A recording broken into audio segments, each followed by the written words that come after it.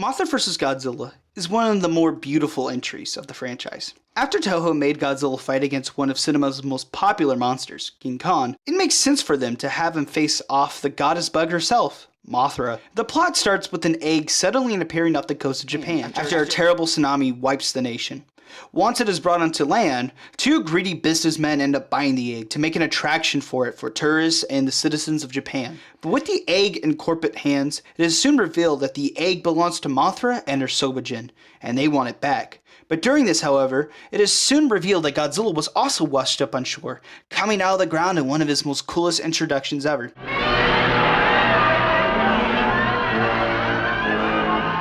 Soon, Godzilla rages across Japan, striking terror across the country. The main characters in Japan desperately plead with Mothra and the Infant Islanders to please have Mothra help Japan to protect them and her egg from absolute destruction. This film is just outright beautiful with its visuals and music, mainly due to Mothra's inclusion, which means she's probably my favorite part of this movie overall. Everything about her and around her is just memorizing. Usually flying kaiju in Godzilla movies tend to be some of the weaker special effects in the series, but Eiji Tsuburaya was able to make Mothra come to life in all of her glory. Seeing Mothra move her head and her wings and each individual leg all at the same time adds so much personality to what could have been a stiff puppet. Plus, her look in this movie, while not my favorite, that goes to 2003 Mothra, it is an amazing design all around. The dusty but colorful color scheme just makes her light up visually on screen.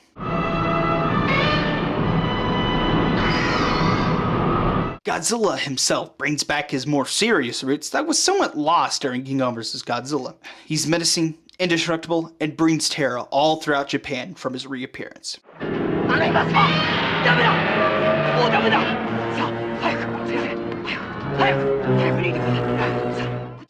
I also love the more animalistic moments with this version of the character. Him shaking dirt off his body and accidentally tripping and getting tangled up just makes the character feel a little bit more real and like an actual animal. His overall design is something I enjoy too. It seems like it just took the design of the 62 suit and gave it a slimmer look while also making the head bigger. While I do prefer the 62 suit overall, I love this one almost just as much.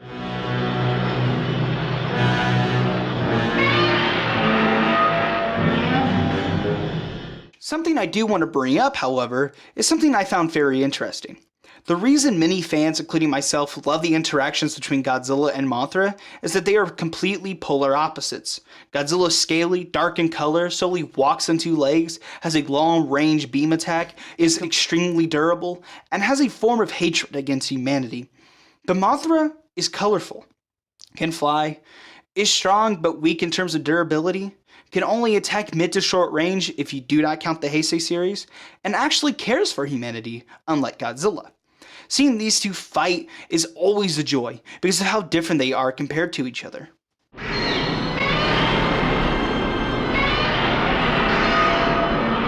The human characters also make a comeback in terms of how good they are. While the characters in the previous Godzilla film, King Kong vs. Godzilla, weren't necessarily bad, far from it, but they weren't nowhere as great as what you see in this film.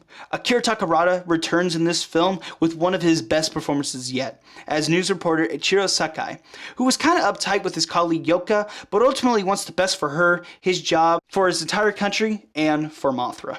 The Sobajin come back with even more amazing songs to fill our eardrums with. The Sobajin always bring a smile on my face when I see them. They're definitely one of the more weirder inclusions in the kaiju catalog, but that's probably why so many people love them. Kuyama, played by Yoshifumi Tajima, and Torohata, played by the legendary Kinji Sahara, are always a treat to watch. Their interactions and personalities make this way more entertaining. They're definitely the type of characters you just love to hate.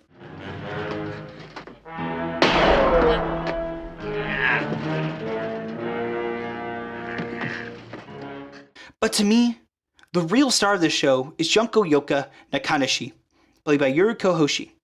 Filled with charisma and personality, she just lights up every scene she is in. Though the main reason why I say she's my favorite character in this movie is because of a scene where she confronts the Infant Islanders and Mothra on why Mothra needs to help the people of Japan from Godzilla's wrath. The entire scene is powerful and really brings down a realistic perspective. why let the actions of two men determine the fate of humanity? たとえ悪い人間だって生きる権利はあるはずです。 The only main criticism I can give this movie is its ending. I like the overall concept of having two Mothra larvae take on Godzilla, mainly because I enjoy a good underdog fight. That's why I love the fight earlier in the movie between Godzilla and the adult Mothra. Seeing an aging Mothra give it her all, trying to keep Godzilla in a defensive position, is really fun and exciting. But all it takes, one blast of Godzilla's atomic breath, and she's out, which causes a great amount of tension during that scene. But the fight between the larvae just seems kind of lackluster. Too many moments where you're just left confused on why the larvae are able to even take down Godzilla, knowing Godzilla's combat experience in the previous two movies. But I'm fine with it, to be honest. Some people generally have an issue with it, but I personally don't mind it at all. I just enjoy this film with all its charm.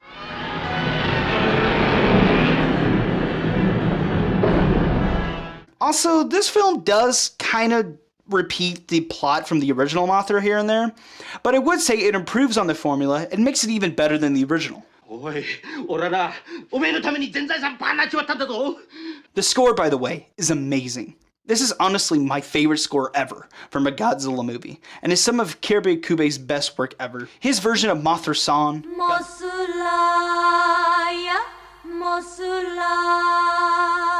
Godzilla's iconic theme,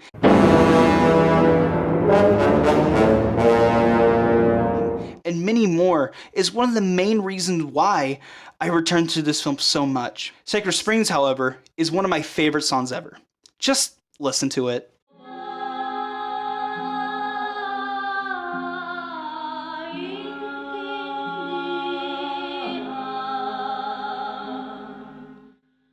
Overall, Mothra vs. Godzilla is one of my favorites in the franchise. It has an amazing score composed by the amazing Akira Ifukube, amazing special effects done by Eiji Tsuburaya, great characters, and a very strong narrative. This is definitely one of my favorite movies from Ishiro Honda. So with that all being said, please go watch this movie if you can. I personally own the classic media release of this film, but it's actually out of print now, sadly. So if you're able to find a Japanese cut with good to accurate subtitles, go for it. You won't regret it.